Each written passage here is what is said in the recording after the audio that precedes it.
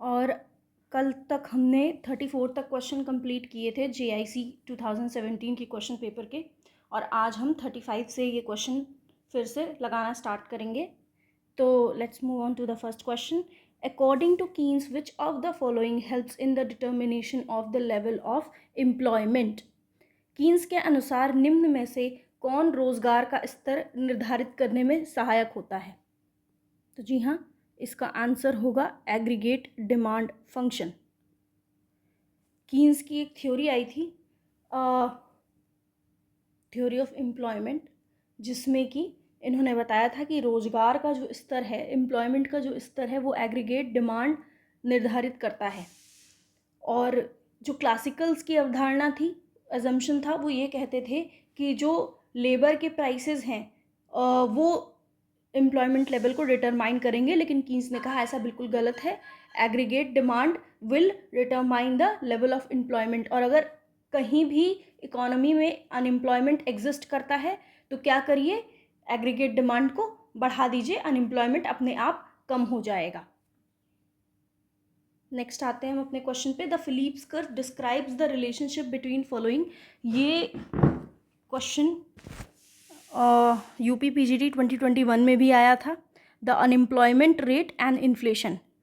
ठीक है, क्या फिर से रिवाइज कर लेते हैं इसको। और इसका ग्राफ ऐसे बनेगा, कर्व ऐसे बनेगा, इसको बोलते हैं फिलिप्स कर्व। यहाँ आपका होगा अनएम्प्लॉयमेंट रेट, यहाँ आपका होगा wage rate, nominal wage rate, या कह सकते हैं कि मनी वेज रेट।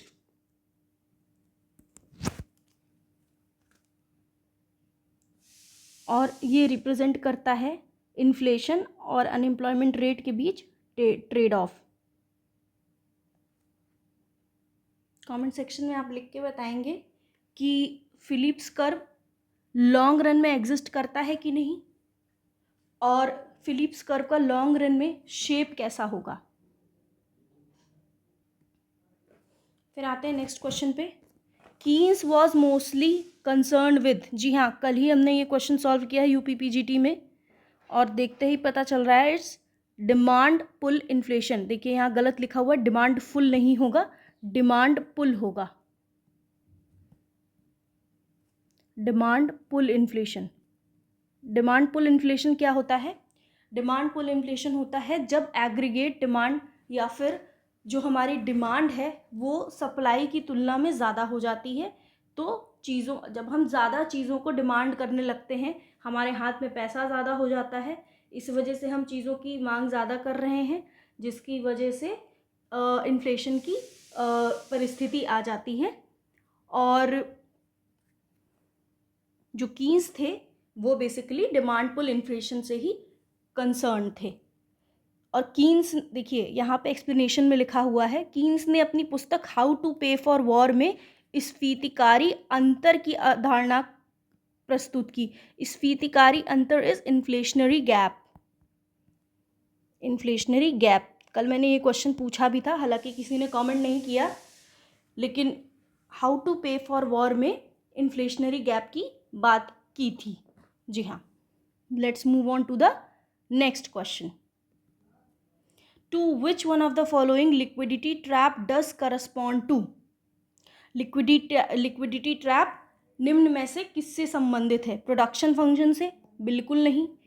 पहली बात तो जो थ्योरी कीन्स ने दी थी वो मनी, डिमांड फॉर मनी से रिलेटेड थी, तो जो भी उसमें फंक्शन होगा वो भी मनी डिमांड फंक्शन से ही रिलेटेड होगा, इसलिए लेबर से कोई मतलब नहीं है, कंजम्पशन फंक्शन से कोई मतलब नहीं है, मनी डिमांड फंक्शन से मतलब है। यानी कि जो हमारा कर्व है, लिक्विडिटी प्रेफरेंस कर्व LP, वो मनी डिमांड फंक्शन को रिप्रेजेंट करता है।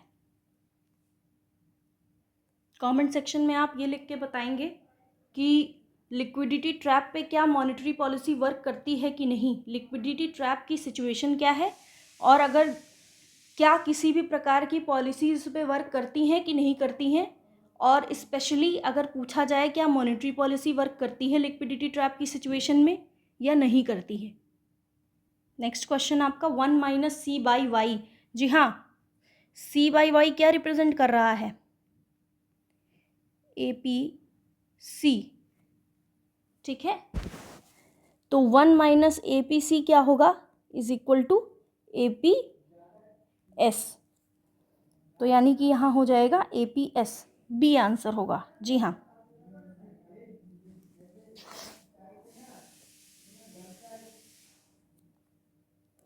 एक और इसी से जुड़ी हुई बात समझ लीजिए, MPS plus MPC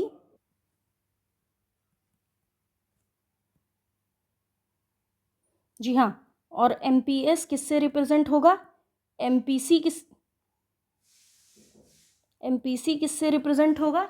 MPC represent होता है change in consumption upon change in income.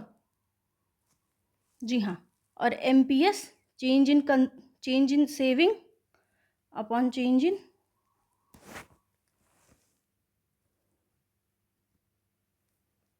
ठीक। Let's move on to the next question. Which of the following curve is used for measuring disparities of income? जी हाँ, बिल्कुल, देखते ही पता चल रहा है, लॉरेंस कर्व। फिलिप्स कर्व अभी आपने पीछे पढ़ा है, ऐसा शेप में होता है। और यहाँ पे क्या होता है? अनएम्प्लॉयमेंट। यहाँ पे क्या होता है? Money wage rate. King demand curve का शेप कैसा होता है? ऐसा होता है।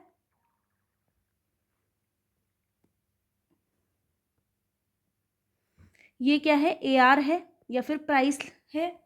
और किंग डिमांड कर्व में यहाँ प्राइस है, यहाँ क्वांटिटी है। और ये किसके द्वारा दिया गया है? पॉल एमसीजी के द्वारा। लैफर कर्व टैक्स बेस और टैक्स रेट को रिप्रेजेंट करता है और इसका शेप ऐसे होता है। जी हाँ, एक्स एक्सिस पे आपका टैक्स बेस होगा, इधर आपका टैक्स रेट होगा।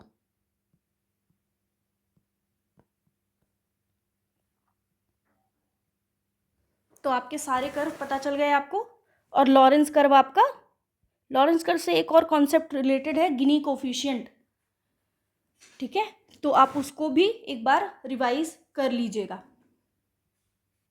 जी हाँ, यहीं कहीं खाली स्पेस नहीं है, 1 मिनट।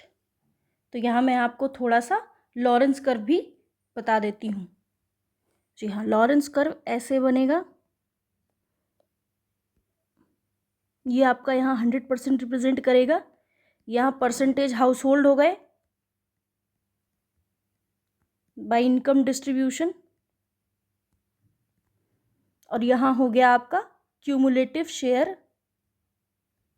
इन इनकम।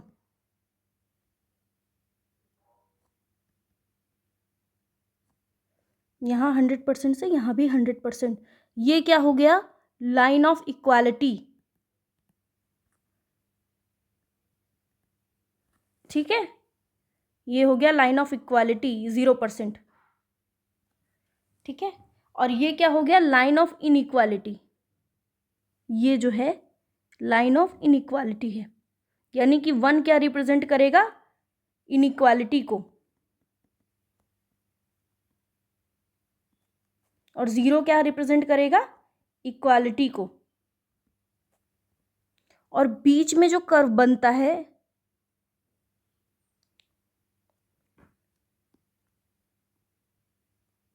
उसको बोलते हैं, चलिए इसको हम दूसरे कलर से बना देते हैं।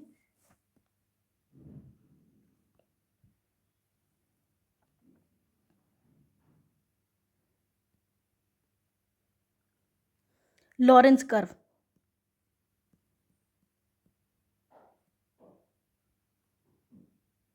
जी हाँ, तो ये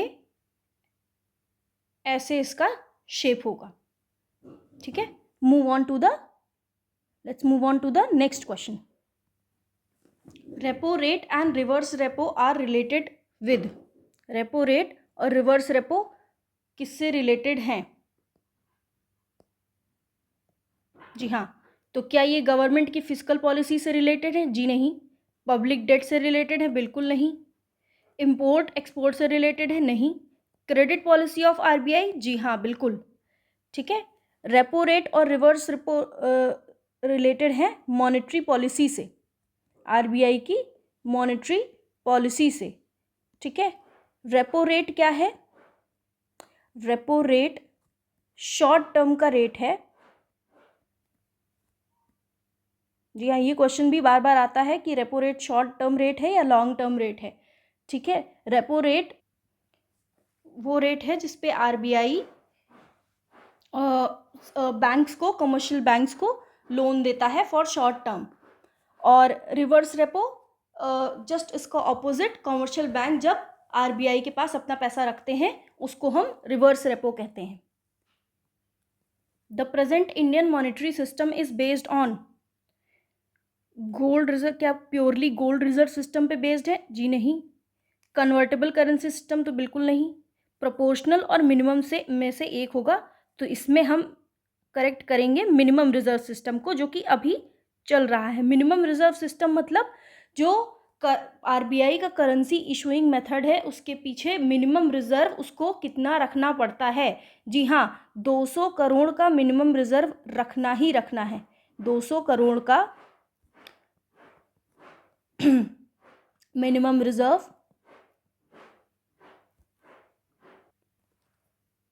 रखना ही है, और उसके साथ ही साथ 115 करोड़ का जो गोल्ड है, गोल्ड रिजर्व, वो रखना रहेगा। ठीक है, 115 इसी में से 115, और बाकी बचा हुआ 85 करोड़ क्या होगा? फॉरेक्स होगा। ठीक है, फॉरेन करेंसीज होंगी। ये सिस्टम कब से है इंडिया में, कोई कमेंट सेक्शन में बताएगा? चलिए मैं आपको बता देती हूँ, 1956 से ये सिस्टम पॉपुलर है यहाँ पे। Who amongst the following economists use the phrase measuring rod of money? 2 economist थे, इसमें दोनों ही ऑप्शन में दिए हुए हैं, तो इसलिए हम दोनों ही करेक्ट मानेंगे। एक मार्शल, दूसरा पीगू, दोनों ने इस टर्म का, इस फ्रेज का यूज़ किया है इकोनॉमिक्स में। और नेक्स्ट हम इसके एक्सप्लेनेशन पे चलते हैं। प्रोफेसर पीगू ने अर्थशास्त्र में आर्थिक कल्याण के संबंध में मुद्रा रूपी पैमाने का प्रयोग किया है। उनके अनुसार राष्ट्रीय आय के अंतर्गत उन्हीं वस्तुओं को शामिल किया जाना चाहिए जिन्हें मुद्रा के रूप में मापा जा सके। मार्शल ने मानव कल्याण के उस भाग को जो मुद्रा द्वारा मापा जा सके भौतिक कल्याण का नाम दिया है। नेक्स्ट क्वेश्चन हम आते हैं। विच of the following statement in respect of the deposits with commercial bank is not true? हम आ गए हैं नेक्स्ट पेज पे।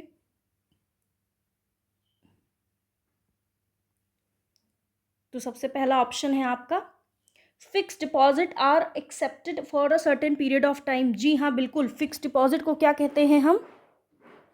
टर्म डिपॉजिट भी बोलते हैं, जो कुछ, या टाइम डिपॉजिट भी बोलते हैं। ठीक है, एफडी कुछ टाइम पीरियड के लिए कराई जाती है, और इसका इंटरेस्ट रेट कैसा होता है? बहुत हाई मिलता है। ठीक है, demand deposit are repayable by banks as demand. बिल्कुल, आप जमा करके आएंगे तो कभी ना कभी निकालेंगे भी। सेविंग अकाउंट में अगर पैसा जमा है तो बैंक की ये देनदारी बनती है कि आपको वापस देगा ही पैसा, और विद इंटरेस्ट देगा। Deposits in current account attract higher. बिल्कुल नहीं, जब भी करंट अकाउंट में पैसा होता है वहाँ पे आपको इंटरेस्ट रेट बिल्कुल भी नहीं मिलता है। और सेविंग, इसमें उल्टा लिखा हुआ है। अगर यहाँ सेविंग अकाउंट लिखा होता तब ये सही माना जा सकता था, पर यहाँ पे चूंकि करंट अकाउंट लिखा है इसलिए ये वाला पोर्शन गलत हो गया, और हमसे गलत ही पूछा गया था। हम इसको मार्क करेंगे और आगे बढ़ जाएंगे। नेक्स्ट क्वेश्चन है, which one of the following is not the function of country's central bank reserve system of India? Reserve bank of India, it act as a banker's bank, monopoly over note issue, बिल्कुल है। Act as a controller of credit, बिल्कुल है। It can accept bulk deposit from groups of, no bro, no. Group of people से ये bulk deposit accept नहीं करता है, commercial bank से डिपॉजिट्स एक्सेप्ट कर सकता है। जी हाँ, तो ये आपका गलत होगा, और आगे बढ़ते हैं। Which one of the following is not the liability of commercial bank? Share capital, reserve fund, bill payment, balances with central bank and other banks. तो क्या होगा इसमें? Reserve bank. Let's move on to the next question. Which one of the following explains correctly the meaning of repo rate? चलिए इसको अच्छे से solve करते हैं। Bank borrow from RBI in short term. Bank park their surplus fund with RBI, नहीं। Bank give loan to public, नहीं। People deposit, no.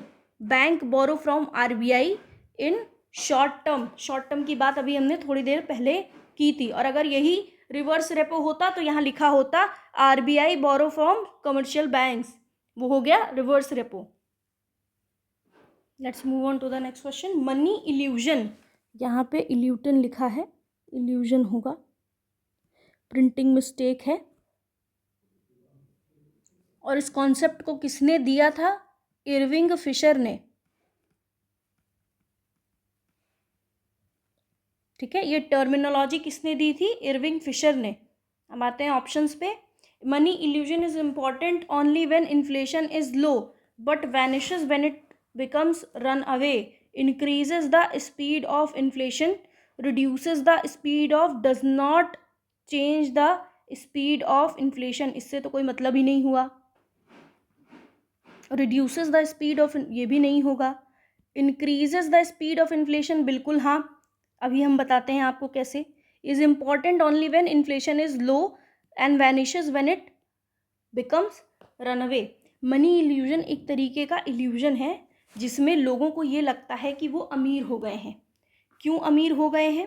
क्योंकि वो मनी को नॉमिनल टर्म्स में अज्यूम करने लगते हैं और उसको रादर देन उसकी जो रियल पावर है, जो रियल वैल्यू है, उसको ध्यान में नहीं रखते हैं, और उसकी जो नॉमिनल वैल्यू है उसको सिर्फ ध्यान में रखते हैं। एक और बात मैं बता दूं, इरविंग फिशर ने एक बुक दी थी 1928 में, इसका नाम ही था द मनी इल्यूजन। ठीक है, इन्होंने इसमें मनी इल्यूजन के बारे में बताया है। तो जब हमें ये लगने लगेगा कि हम अमीर हो गए हैं तो यानी कि हम और ज़्यादा खर्चा करेंगे। जब हम और ज़्यादा खर्चा करेंगे तो जो इन्फ्लेशन है उसकी स्पीड बढ़ जाएगी और तेजी से इन्फ्लेशन बढ़ेगा। Let's move on to the next. तो इसमें ऑप्शन क्या होगा आपका? A, 1 and 2।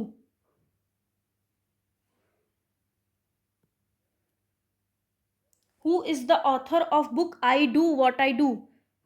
Author of the book, मैंने हमेशा कहा है, इसके पहले एक मैंने जस्ट कल रात में वीडियो अपलोड की थी, उसमें भी मैंने ये बताया था कि बुक्स के लिए आप ऐसा करिए, 1 या 2 पेज ले लीजिए, उस पर लगातार बुक्स लिखते जाइए। जैसे जैसे क्वेश्चन पेपर में आप बुक्स देखते जाएं कि हाँ यहाँ ये बुक पूछी गई थी, नेक्स्ट पेपर में ये बुक पूछी गई, क्योंकि हर क्वेश्चन पेपर में एक बुक तो पूछी ही जा रही है। और अगर आप 20-25 क्वेश्चन पेपर सॉल्व कर रहे हैं तो आपको 20-25 बुक तो याद ही होनी चाहिए, अपने टिप्स पे होनी चाहिए। तो I do what I do किसने लिखी है? रघुराम राजन ने।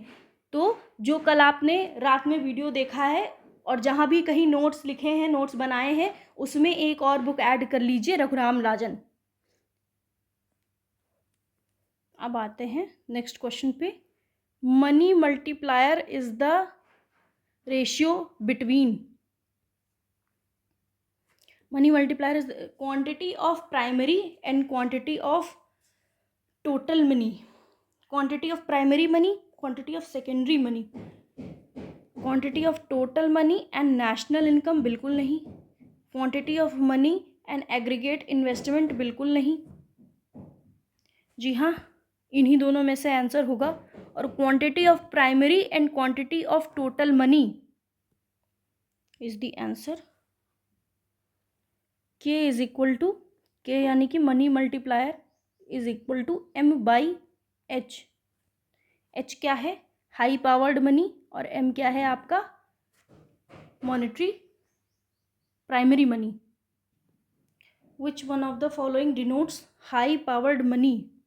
Money in cash, deposit of bank, reserve money, bank reserve है सेंट्रल बैंक। एक मिनट, ये मैंने शायद गलत लगा दिया है, इसमें reserve money, bank reserve at central bank. इसमें अंडू का ऑप्शन नहीं दिख रहा है मुझे। जी हाँ, दिखा। हाई पावर्ड मनी में bank reserve at central bank तो होंगे बिल्कुल, रिजर्व मनी। जी हाँ, जो कन्फ्यूजन था उसमें पूरी तरीके से दिख गया।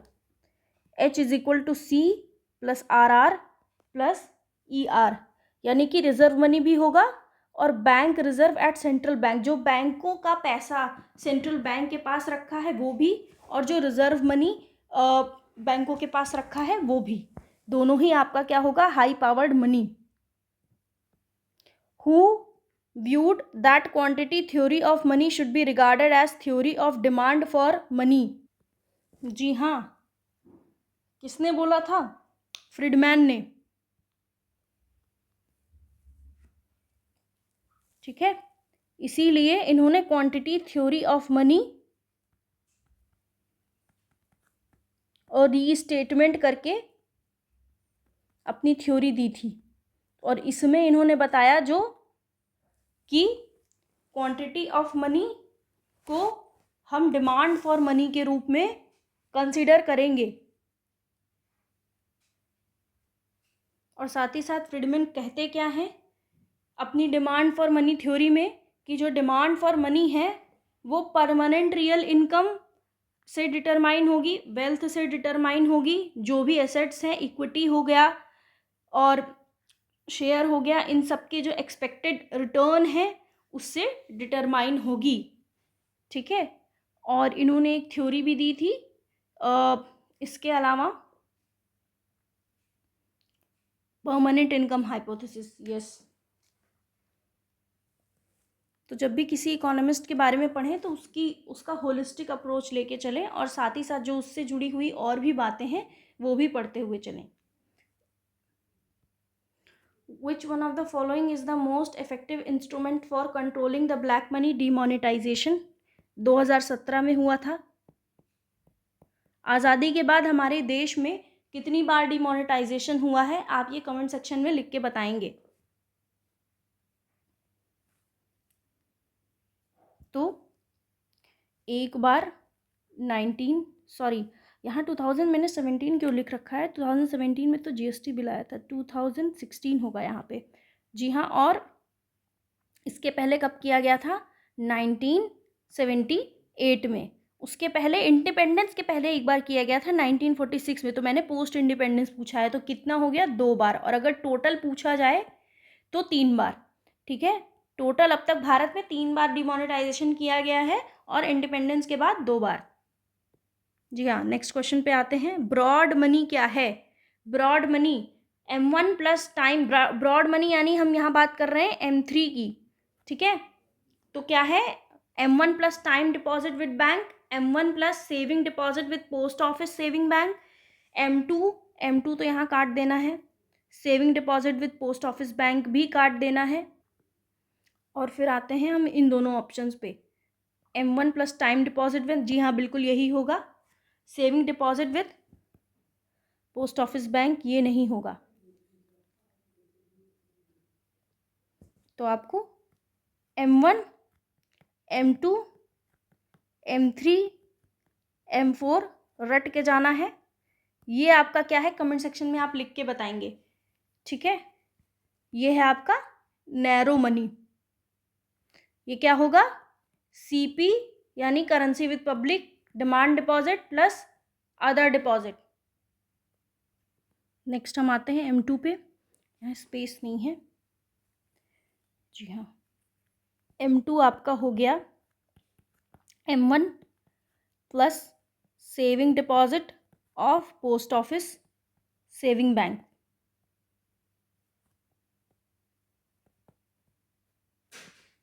ठीक है, M3 आपका क्या है, जो कि अभी आपने ऊपर पढ़ा है, M1 प्लस टाइम डिपॉजिट, और M4 क्या होगा आप कमेंट सेक्शन में लिख के बताएंगे। नेक्स्ट क्वेश्चन पे, shifting of tax is not possible. Shifting of tax is not possible in case of sales tax, excise duty, entertainment income tax. बिल्कुल हाँ, जो भी डायरेक्ट टैक्स होगा उसको शिफ्टिंग पॉसिबल नहीं होगी उसकी।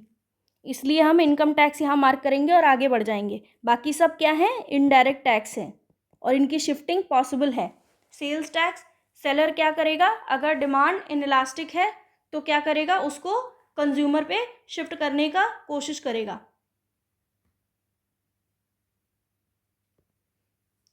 और हाँ, शिफ्टिंग ऑफ टैक्स दो प्रकार की होती है, एक फॉरवर्ड शिफ्टिंग और एक बैकवर्ड शिफ्टिंग।